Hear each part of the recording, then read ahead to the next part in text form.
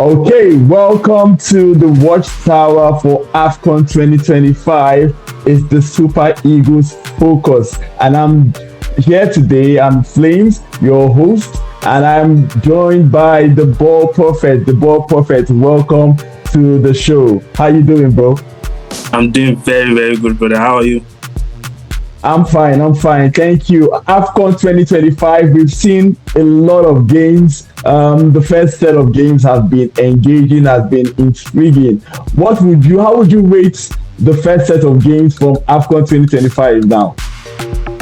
Honestly, From I'll 1 to probably 10? rate it like I'll rate it 8 over 10 just because it has not been at the level of the last AFCON yet. But I believe it has the potential to get to that 10 over 10, especially if the Super Eagles But, get but, to the final and even maybe even but, win we it. ba- but we basically seen everything. We've seen everything. We've seen penalties. We've seen VAR not working. We've seen virtually everything that can happen. What else do Yeah, you we've want to seen see? everything, but we all know the small sauce that is missing. That small sauce that is missing is the Super Eagles performing like the best team in the best team in the continent, and that's the sauce that we've not Mm, seen so far.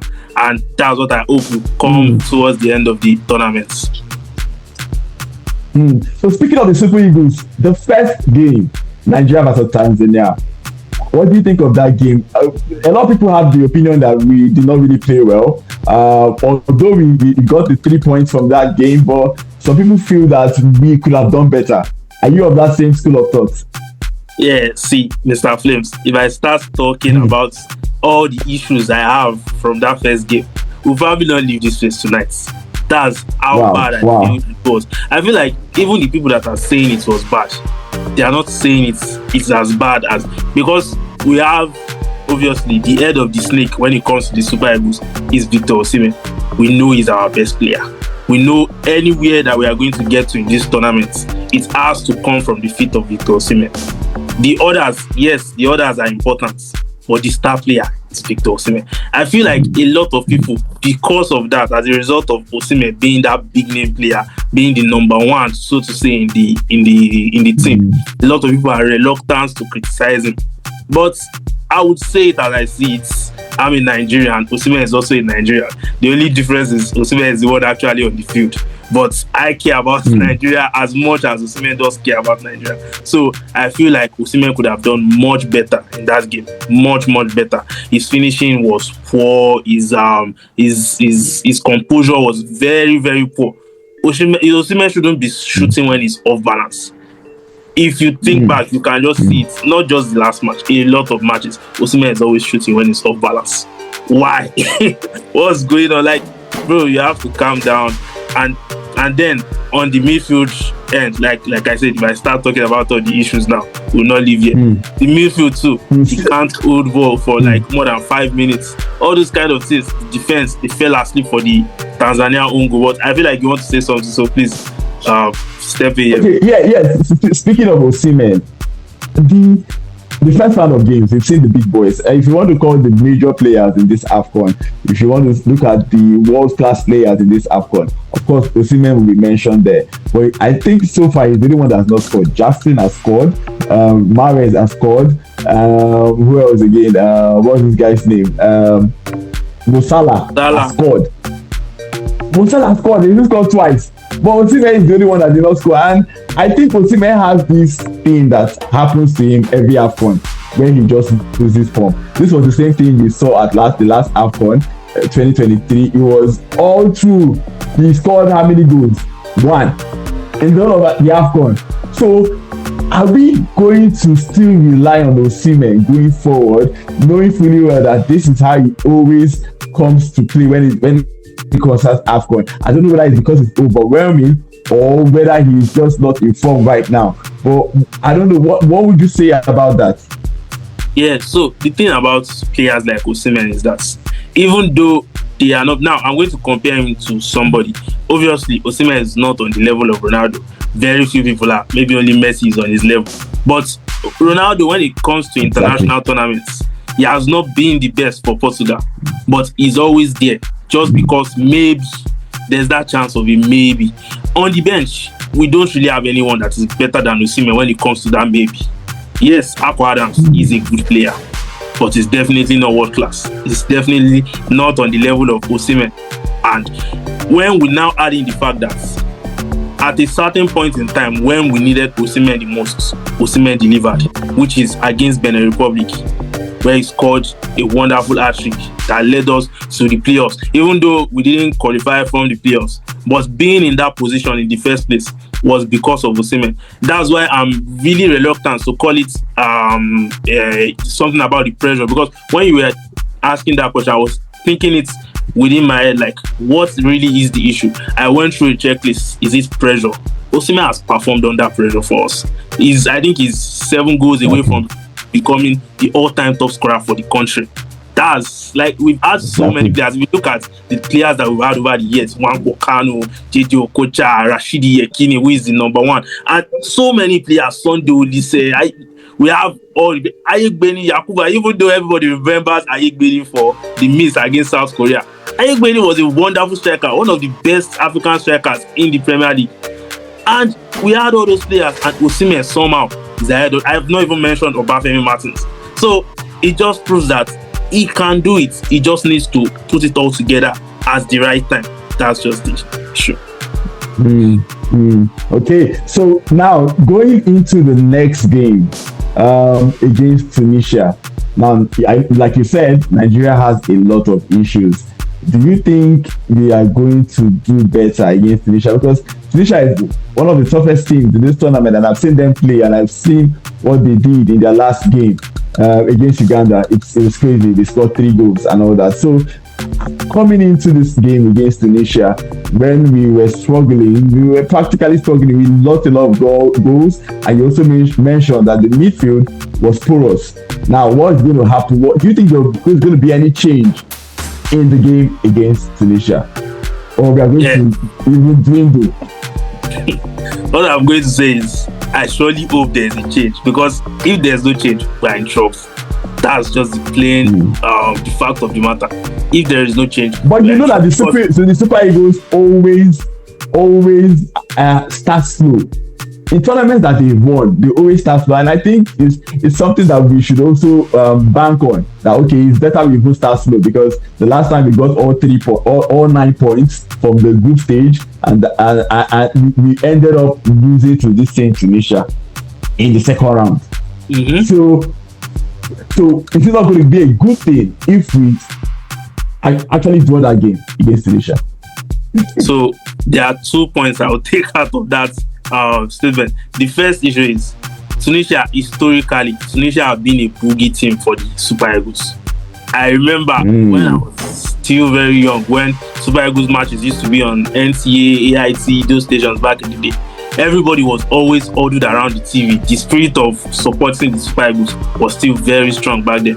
Everybody, once Super Eagles was playing, it was as if it was a cultural event. Everybody in the family, both grandfathers, grandmothers, everybody, even grandmothers that don't watch football, they will sit down at the front of the TV watching the Super Eagles. And even as far back as that time, we have been having issues with Tunisia.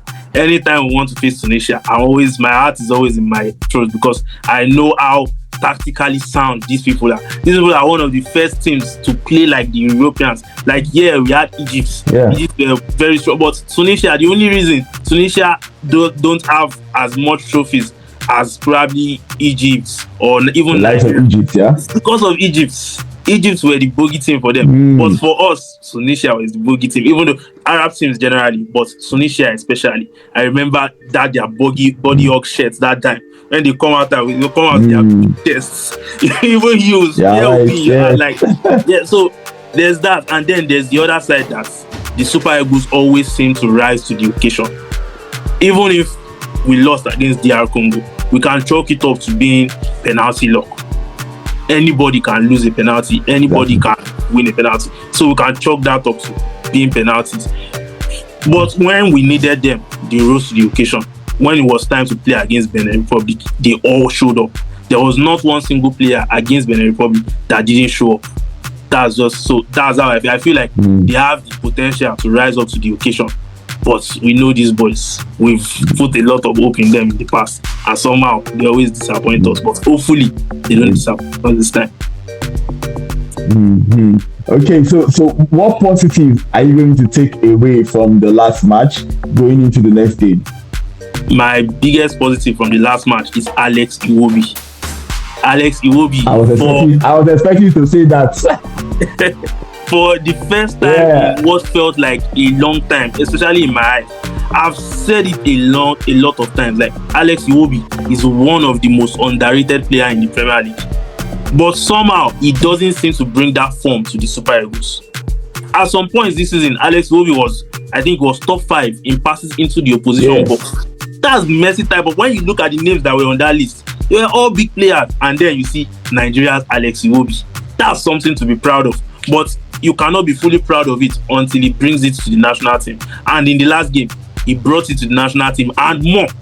Even played better than he plays as Fulham for us in the last game. And I feel like if we are going to go far in this tournament, after Osimhen, we need Lookman to show up. We need Iwobi to show up. It's very, very important because we don't really have a player that can pass to the level of Iwobi. Iwobi is not the best passer either, but in that team, he's probably one of the top names when it comes to passing. So we need Iwobi to perform at that level week in, week out for us to get far in this tournament. Yeah, I agree with you. And then looking at the last game we played against Tunisia in this same AFCON, the one I just referred to, it was when Iwobi got the red card that everything just fell apart. And I know some people will beg to differ, but I believe Iwobi, anytime Iwobi plays well, the Super Eagles ends up going far in that game. They end up doing well. So, and he was so fantastic at the last match. And I know that is one major positive I'm going to be holding and banking on. And then another one is Lookman coming back into form, because we've seen Lookman being very poor during the playoffs and all that. And then now he scored. I think he's getting back into that AFCON mode. And I think it's very exciting to see, because if Lookman scores for us, even if Osimhen is not scoring, but once Lookman is there giving us those goals, I think we will do well. We will do well. So now going into this match, if you were to predict, what do you think will be the scoreline? I'm trying so hard not to be biased, and on the other hand, I'm still trying so hard not to be negative. But let me just come out and say it. I hope that the Super Eagles are going to win this match. So 2-1. I hope. Let's just say it like that. If you want, I think you're trying to be diplomatic. Like, if you want to be very blatant, like, say it as it is. If I want to say it how I see it, if it was a neutral team, I'll probably predict a draw for this game. But we need that win, because it cannot be understated how important it is to qualify as top of your group. If you qualify as top of your group, you will probably get somebody that, of course, there are no weak teams at the AFCON, but you probably get someone that is not as strong as the other teams in their group, because there will be third best losers. If you get a team like maybe Comoros in the next round, no disrespect to Comoros, we'll be very, very happy. We'll be very, very fine with that. Mm-hmm. So compared to the teams you've seen now in AFCON, okay, let me just put you on the spot again. The Super Eagles against Senegal. What do you think is going to happen? Because this Senegalese team that we have seen, you want to put me in trouble with my Nigerian brothers and sisters. I see what you're trying to do. We are clamoring for let's do it again. Look,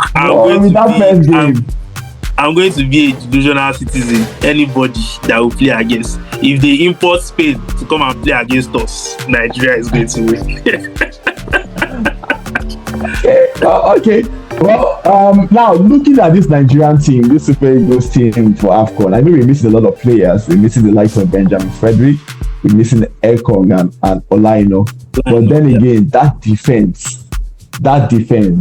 Do you think that defense can withstand the pressure? Or because right now Morocco and Mali are playing, do you think that defense can withstand the pressure of the likes of Morocco when we play again? If we play against them?